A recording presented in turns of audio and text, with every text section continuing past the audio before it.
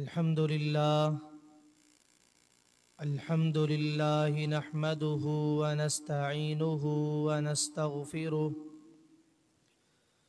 ونعوذ بالله من شرور أنفسنا ومن سيئات أعمالنا من يهده الله فلا مضل له ومن يضلله فلا هادي له وأشهد أن لا إله إلا الله وحده لا شريك له وأشهد أن محمدًا عبده ورسوله اللهم صل على محمد وعلى آل محمد كما صليت على إبراهيم وعلى آل إبراهيم إنك حميد مجيد اللهم بارك على محمد وعلى آل محمد كما باركت على إبراهيم وعلى آل إبراهيم إنك حميد مجيد يا أيها الذين آمنوا اتقوا الله حق تقاته ولا تموتن إلا وأنتم مسلمون يا أيها الناس اتقوا ربكم الذي خلقكم من نفس واحدة وخلق منها زوجها وبث منهما رجالا كثيرا ونساء واتقوا الله الذي تساءلون به والأرحام إن الله كان عليكم رقيبا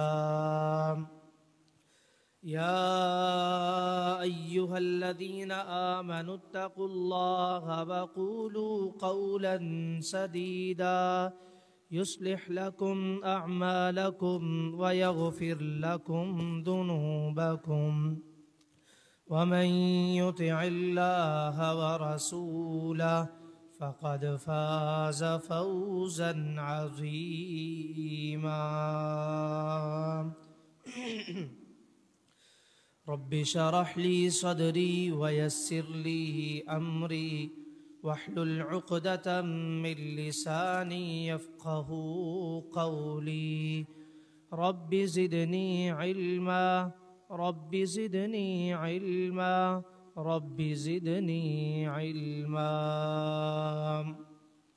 أعوذ بالله السميع العليم من الشيطان الرجيم بسم الله الرحمن الرحيم وأنكحوا الأيام منكم والصالحين من عبادكم وإمائكم إن يكونوا فقراء يغنهم الله من فضله واللہ واسع علیم۔ حمد و ثنا کے تمام مبارک کلمات اللہ احکم الحاکمین وحدہ لا شریک کی ذات کے لیے، وہ اللہ جو اس ساری کائنات کا خالق، مالک، رازق، داتا، دستگیر، گنج بخش، فید عالم، بندہ پرور، غریب نواز اور لاجپال ہے۔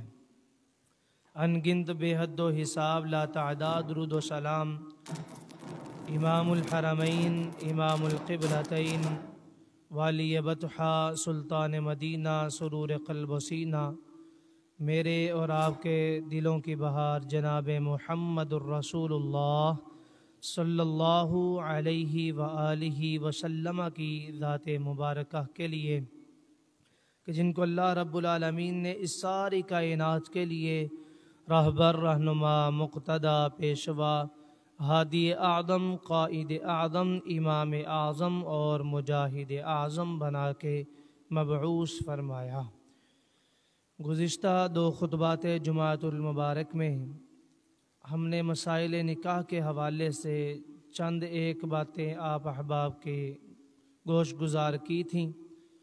آج اسی موضوع کو آگے بڑھاتے ہوئے چند اہم مسائل آپ احباب کے سامنے قرآن و سنت کی روشنی میں بیان کرنا چاہتا ہوں۔ دعا ہے کہ اللہ رب العالمین ہم سب کو جو کچھ سنیں اور سنائیں اس پر عمل کرنے کی توفیق عطا فرمائے۔ نکاح کے حوالے سے جو سب سے پہلا مسئلہ ہے وہ منگنی کا مسئلہ ہے۔ شریعت اسلامیہ میں منگنی کی حیثیت کیا ہے اور منگنی کا طریقہ کار کیا ہے؟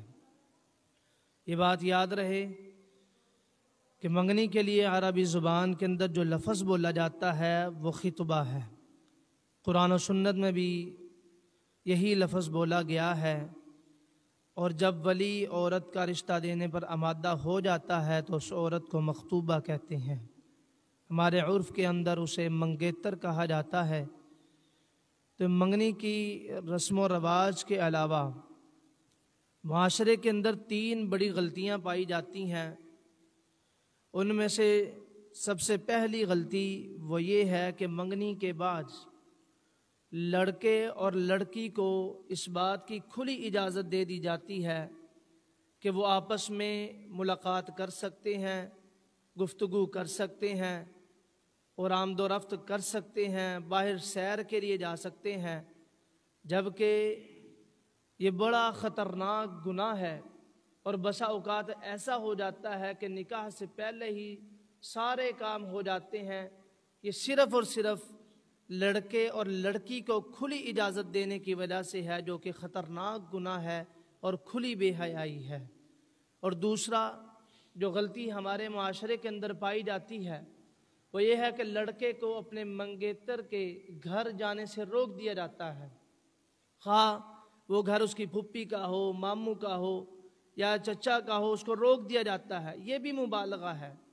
اور تیسری غلطی جو ہے وہ یہ ہے کہ منگنی کے اوپر منگنی کی جاتی ہے۔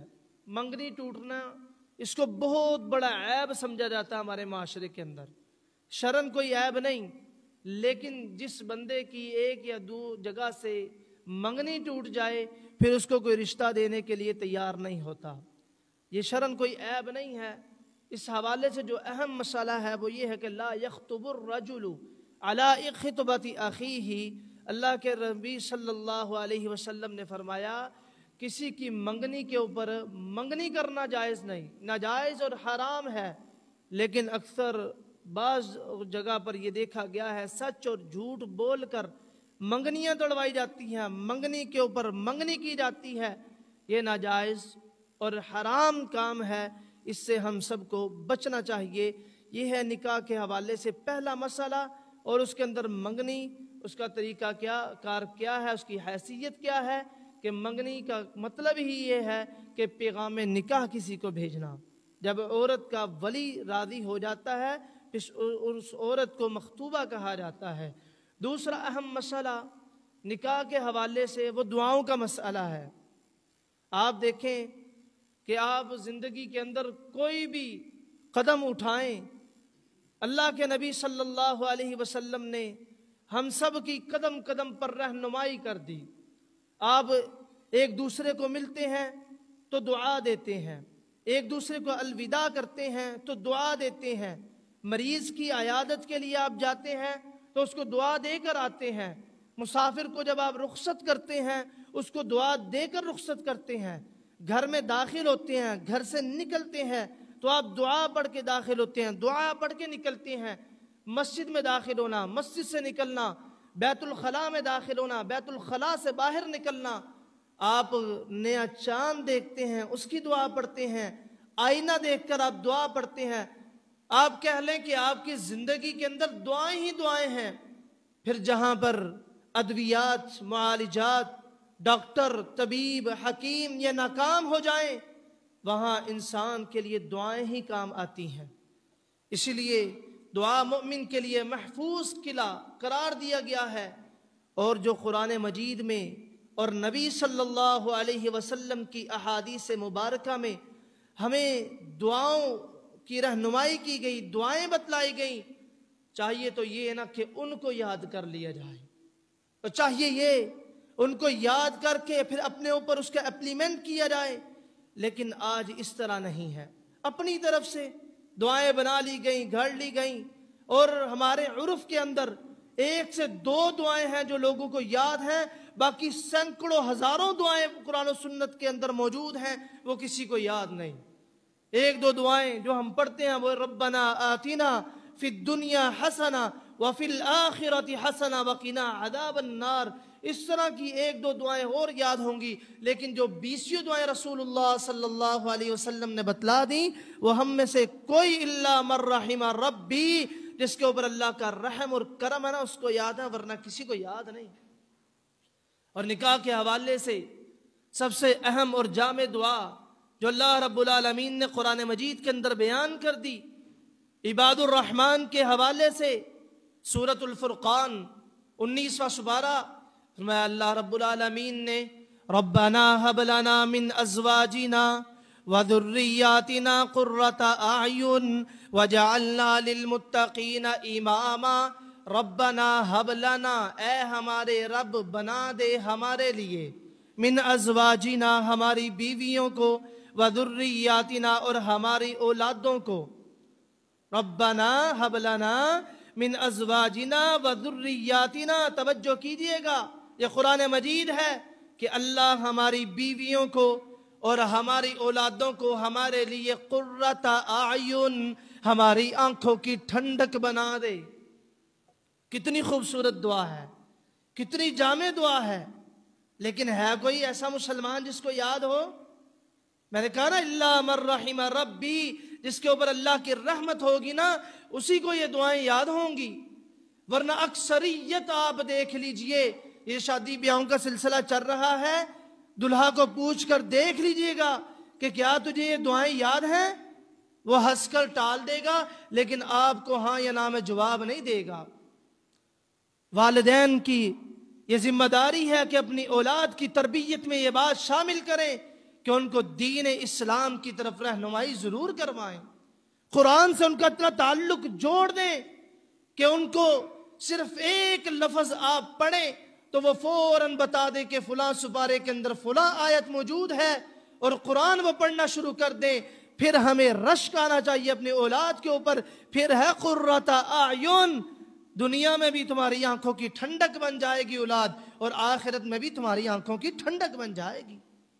اور آگے فرمایا وَجَعَلْنَا لِلْمُتَّقِينَ إِمَامًا، اے ہمارے رب ہمیں متقین کا امام بنا دے۔ آج یاد ہے تو ہمیں کیا یاد ہے؟ عشقیہ غزلیں یاد ہے، جتنی مرضی سن لو، آوارہ محبت پر مبنی اشعار یاد ہیں، جتنے مرضی سن لو، اگر کہہ دو نا کہ قرآن کی کوئی سورت، کوئی دعا، فلاں موقع کی دعا ہی سنا دو، وہ یاد نہیں ہے جی۔ انا للہ و انا الیہ راجعون، ہم کون ہیں؟ ہم مسلمان ہیں۔ ہم کس کی امت ہیں؟ نبی صلی اللہ علیہ وسلم کی امت ہے، اور ہماری حالت کیا ہے ہمیں غور کرنا چاہیے۔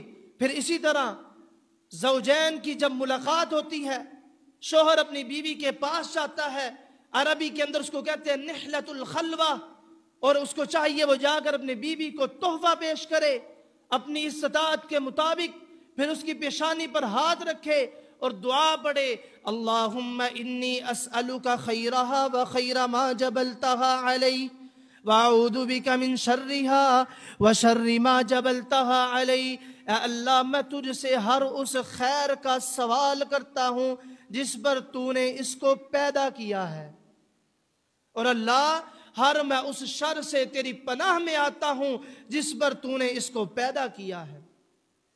کتنی خوبصورت دعا ہے، کتنی جامع مختصر دعا ہے کہ انسان ایک اہم رشتے سے ملاقات کے لیے جا رہا ہے، پاس قریب کوئی نہیں، اللہ سننے والا ہے، لیکن شوہر بیوی کی پیشانی پر ہاتھ رکھ کے اس کی خیر کا اللہ سے سوال کرتا ہے اور شر سے بچنے کا سوال کرتا ہے۔ ازدواجی زندگی کا جو ایک انسان کا سلسلہ نیا شروع ہونے والا ہے، کتنے خوبصورت انداز سے ہو رہا ہے۔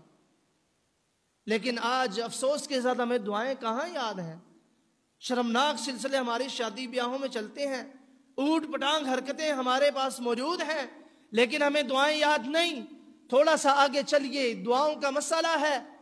پھر جب شوہر ازدواجی عمل کے لیے اپنی بیوی کے پاس چلتا ہے تو اس وقت بھی دعا بتلا دی گئی، اور اتنی خوبصورت دعا ہے کہ اللہ کے نبی صلی اللہ علیہ وسلم نے فرمایا اگر شوہر اس دعا کو پڑھ لے اور اس دعا کی برکت کی وجہ سے اللہ رب العالمین ان کو جو بیٹا یا بیٹی عطا کرے گا، زندگی بھر اس کے اوپر کبھی شیطان مسلط نہیں ہوگا۔ زندگی بھر کے لیے گارنٹی دے دی رسول اللہ صلی اللہ علیہ وسلم نے۔ لیکن کون ہے جس کو وہ دعا یاد ہو؟ اللہم جنبنا الشیطان وجنب الشیطان ما رزقتنا، اے اللہ سب سے پہلے میں یہ دعا کرتا ہوں کہ تو ہمیں شیطان سے بچا۔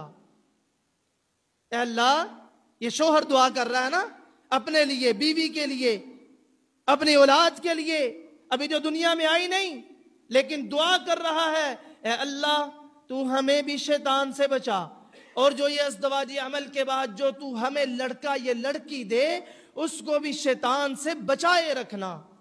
تو فرمائے دعا کی برکت سے اور ازدواجی عمل سے جو لڑکا اور لڑکی اللہ تمہیں عطا کرے گا، وہ ساری زندگی اس پر شیطان کبھی مسلط نہیں ہوگا۔ ان دعاؤں کو احباب یاد کر لیں، اپنی اولادوں کو یاد کروا دیں، اعزا قرابہ، رشتہ دار، دوست احباب، ان کو یہ چیزیں بتلائیں کہ نکاح کرنا صرف کر لینا، اس کے اوپر غیر شرعی کام کر لینا بڑی بات نہیں، اصل بات یہ ہے کہ نکاح تمہارا قرآن و سنت کے مطابق ہو، تمہاری زندگی کی ابتدا قرآن و سنت کو مد نظر رکھتے ہوئے ہو۔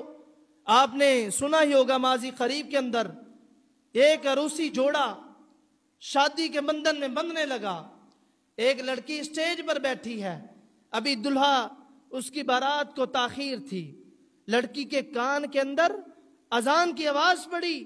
تربیت دیکھیے والدین کی، اور اسلام اور دین کتنا خوبصورت ہے کہ انسان جب دین اسلام کے ساتھ جڑ جاتا ہے، جب نماز کی پابندی شروع کر دیتا ہے، قرآن کے ساتھ جڑ جاتا ہے، حدیث رسول کے ساتھ جڑ جاتا ہے، پھر جب تک وہ اس کو اپلیمنٹ اپنے اوپر کرنا نہ لے اس کو چین نہیں آتا۔